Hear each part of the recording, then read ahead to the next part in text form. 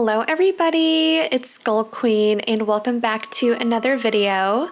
Today I have something a little bit different in store for you all. We are actually going to be doing an updated tour of Blood Drop, just because I realized that since the beginning of this island, I haven't really given you guys a full update, and I want to let you see where my progress is and what I still have left. I would say this island is just about halfway done. There is still a lot of it that is completely undeveloped, so I am gonna need some ideas. If you guys have any ideas as far as builds for this island, please let me know. I have a couple in mind, but I think I am still gonna have room for some other builds. But yeah, let's just go ahead and start walking around this island. Right off of the airport, we have our Dystopian Gas Station.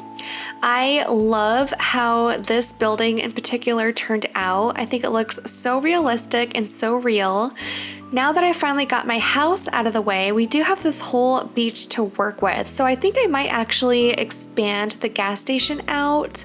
Not 100% sure, because if I do, then I'm not sure what to do with this space here. But it could actually be some more pumps or stalls for some gas pumps, so I'm not exactly sure. Yeah, I'll probably either just add some more stalls on this side or expand it altogether. But if you have any other ideas, as always, feel free to let me know. But coming back to the entrance, if we walk back here, we have our abandoned electronics store. And this building design was by Horrible Gaming, who is here on YouTube. She puts together these amazing buildings with wide display stands and simple panels, and they look so realistic. Absolutely love this. And once we come back here, this will take you directly to our resident services.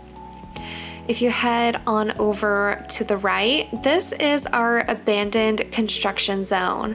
Another one of my favorite areas that I've created so far.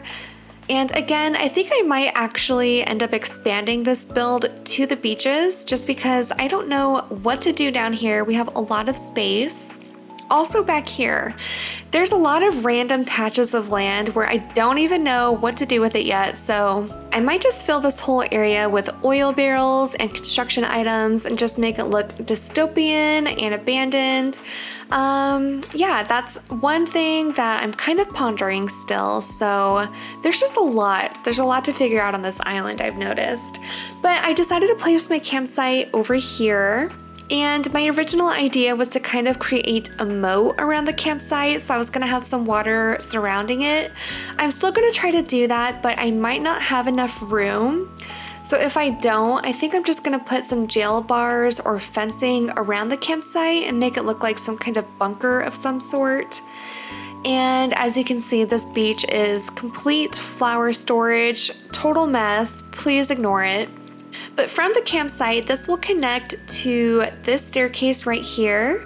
And this is my dystopian shopping district. So I'm not sure if you saw my speed build from a couple videos ago, but I do have an entire speed build of me placing all of these stores and decorating them. And I love my little abandoned dystopian shopping center. I think it's really cute. Of course, we have our Nooks Cranny down here, which I kind of turned into a general store where you can buy your supplies to hunt down these zombies. So love that.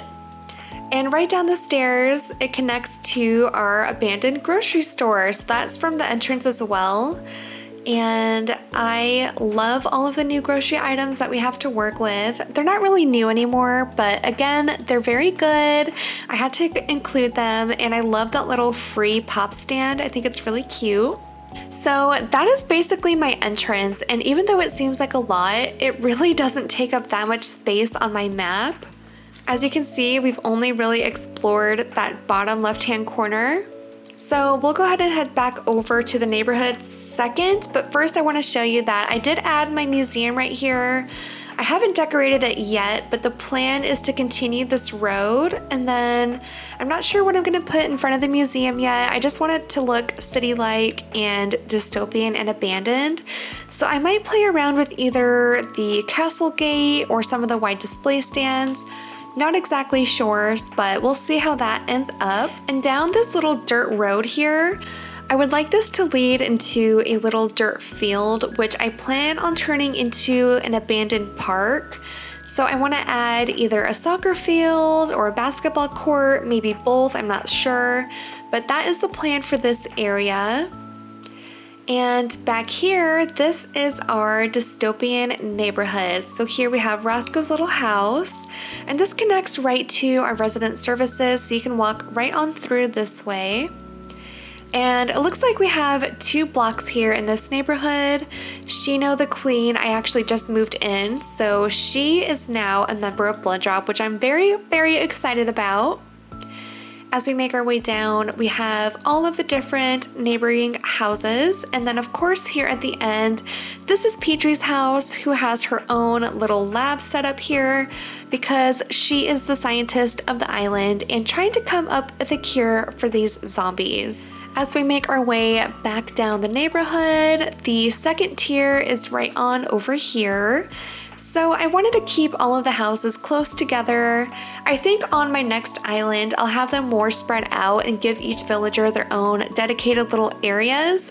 But I've never had an organized neighborhood before, so I wanted to do something like that on this island. And I love this entire section. I think it really does look realistic, really happy with it. And I think the whole zombie dystopia theme has been really, really fun to play around with. So once we are done going through our villager neighborhood, it will connect to this staircase, and this will lead up to our dystopian skyline. This is one of my favorite builds on the entire island. I'm just gonna let it speak for itself.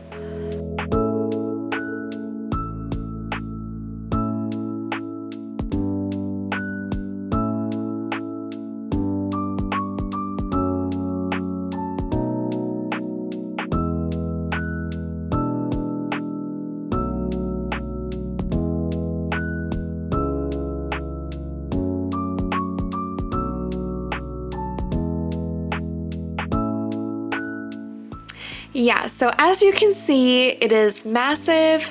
Took me probably 3 or 4 full days to complete, but I'm so proud of this. I love how huge and overstated it is. That was my goal, and I think it was accomplished. Now down here, I have no clue what to do with this space. I initially was planning on putting my house back here and having this be kind of like a secret bunker for these surviving civilians to come and have a little safe haven, but my house would not fit. I could not fit it anywhere. I was trying so hard, so I ended up having to move my house, and now I don't know what to do over here. I still want to have some kind of like secret bunker where the uninfected inhabitants can still gather. So I don't know how I'm gonna pull that off. I'll probably have to create some kind of fake building, but we'll see. We'll cross that bridge when we get there. So connecting to this neighborhood, actually, I will show you where I placed my house. I actually decided to have it right off of the neighborhood just because I felt like that made sense, and I don't think it really would be too realistic to have my house randomly out in the middle of nowhere. So here's the house, and I think I am just gonna kind of block this off somehow so that it is some kind of like safe bunker house where anyone who is not infected yet can come and gather at night and get some nice shut-eye and a bite to eat. So that's the plan for my house. We'll see what I end up doing to decorate the outside.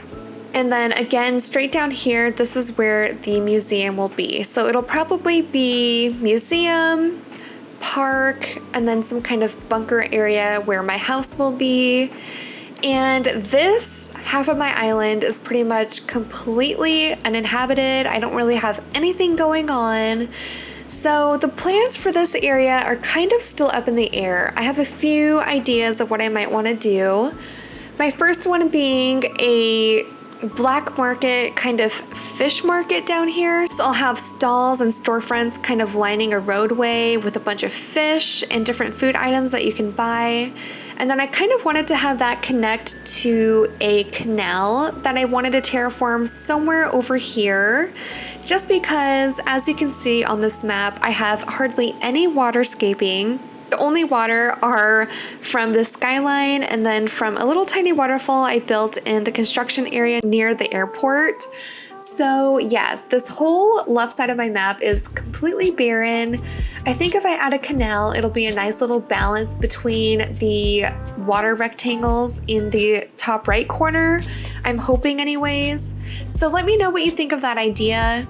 And then I also wanted to include maybe a junkyard somewhere on this island, whether that be over here, connecting onto the beach, or if I could manage to fit it in between the museum area and the park and my house.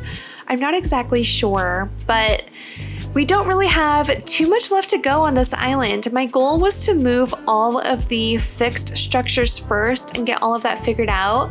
Now that I have that done, I have a lot of space left to just play with and create whatever I want with. So I love that freedom, but it is kind of overwhelming when you don't have a set in stone plan as far as what you want to do. So yeah, that is the current progress on Blood Drop. I hope you guys have been following this process along with me. It's been such a nice change and a fun challenge to make all of these straight lines and a city type island. This is totally not my vibe normally. I really do love what I've accomplished on this island, but to be honest, I don't know if I'll be doing a city-like island again anytime soon. All right, everybody, that is gonna do it for the island update of Blood Drop. Let me know your thoughts and ideas down below. Also, if you're a real one, let me know what time of day or weather I should save this DA in. I think I might go with foggy or rainy weather, but if you have any other ideas, I'd love to hear them. That's gonna do it for today's video, everyone. If you're still here, thank you so much. Please like and subscribe, and I will see you all in the next video. Bye.